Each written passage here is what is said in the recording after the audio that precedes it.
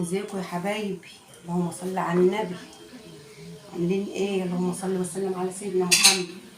معايا كوبايتين ميه من انتوا بتشربوا بيهم الشاي، حطيتهم اهم يغلوا، وحطيت 3 معالق رز ما فيش غيرهم اهم، بس انا بلتهم بتاعي يجي 10 دقايق بس. 3 معالق رز بس اهم، عاوزه الرز كتير اهم.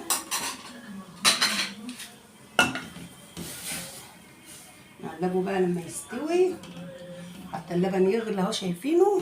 هنشوف هنعمل ايه اهو يا حبايبي. اللهم صل على النبي، صلوا على النبي. انا لما استوى، شوفوا الرز اهو استوى في الميه اللي انا حطيتها. هعمل ايه بقى؟ اللهم صل على النبي. اللبن غليت اهو، هنزل عليه باللبن. بسم الله الرحمن الرحيم.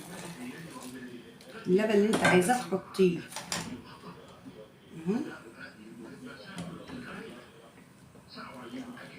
كفايه لبن دول. انا بحب اللبن كتير. نحط له بقى السكر.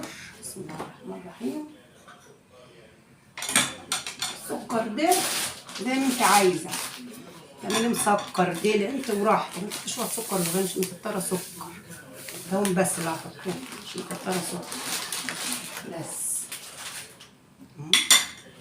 هنجيب سنه ملح، سنه ملح بسيطه، سنه على الرسول، سنه حاجه بسيطه ملح. اللهم صل على النبي.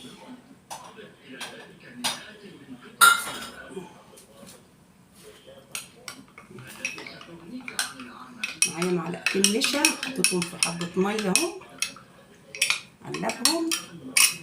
شايفين يا حبايبي اهو عشان يربط. بسم الله الرحمن الرحيم اهو.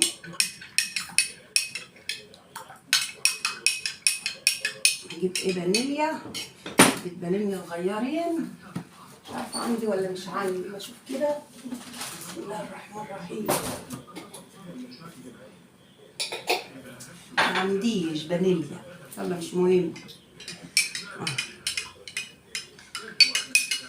اوطي، انزل بقى بالنشا. بسم الله الرحمن الرحيم اهو، انا حطيته. السكر زي ما انتوا عايزين. اللهم صل على النبي.